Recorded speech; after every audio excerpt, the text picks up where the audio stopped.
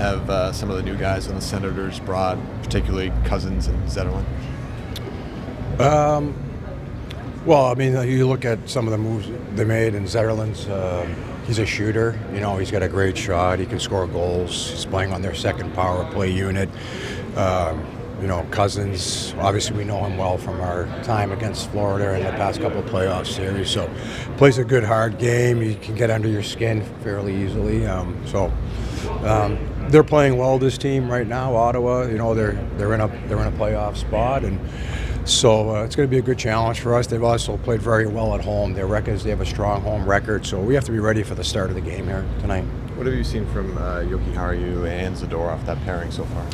Well, Yoki's done a good job. He's been clean with his puck play for the most part. He's able to execute well at the offensive blue line, and they just kind of fed off each other pretty well, as far as one guy obviously being a little bit more physical.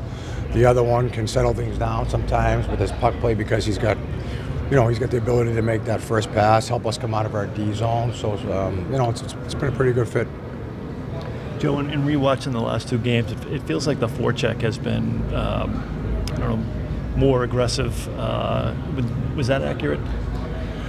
I think we're always trying to be aggressive. Sometimes you have to play the game that's in front of you, but no, like Florida last game, they're one of the better forechecking teams in the league, and actually we are too. When you look at the numbers, our forecheck numbers are really strong. So it's always imperative that we try to play behind and establish the forecheck early, because it can set up the team for success later as the game goes on if you start to wear the opposition's defenseman down. And when you're a defenseman and you have to turn and go back for pucks consistently, it takes a toll on you, and that's part of the plan, right? That's what most teams want to do, like I said, especially early on in the game, to set it up for later success.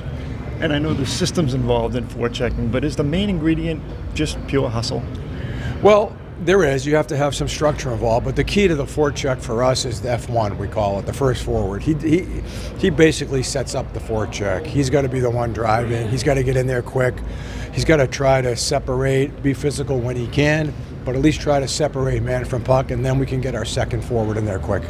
And Vinny Lettieri, this is his second time up this year. What have you seen from his game since he's been back with you? Well, I mean, Vinny's a good player, right? He's a guy that we can use in different situations. Right now, he's playing on our second power play unit. He's playing with Mitzi. He can score. Like, he has the ability to put the puck in the back of the net because he's got a really good shot.